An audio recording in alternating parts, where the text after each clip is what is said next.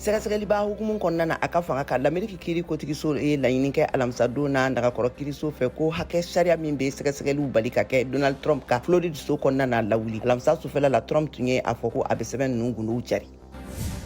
Cɛ marifatigi min tun bɛ fɛ ka jagoya don sɛgɛsɛgɛlikɛlaw foroba cakɛda ɲɛmɔgɔ ka biro kɔnɔna na Cincinnati, Ohio alamisa don na fagara polisi fɛ Ohio sira lakanabagaw ka laseli la. CDC, l'Amérique kɛnɛya cakɛda min bɛ fiɲɛbanaw ani banajuguba ninnu kunbɛn ye laseli kɛ alamisa don na k'a fɔ ko mɔgɔ minnu ma sɔn ka coronavirus boloci kɛ jagoyalen tɛ bilen ka dɛnkɛrɛfɛ kɛ n'u ye masuruyama kɛ ni covid banabatɔw ye. Taji sɔngɔ jiginna l'Amérique a siɲɛ fɔlɔ kabini kalo 5 tɛmɛnen ninnu na. Nin kɛra ka da taji sɔngɔ jiginni kan a bɔyɔrɔ la mɔgɔbaw fɛ. L'Amérique sanfɛcilu fédération ye tasibila kɛ Bill Russell ye ni mayo numéro 6nan bilali ye équipe bɛɛ lajɛlen fɛ ka da a ka baara ɲumanw kan. Russell fatura juillet kalo tɛmɛnen tile 31 na k'a si to san 88 na.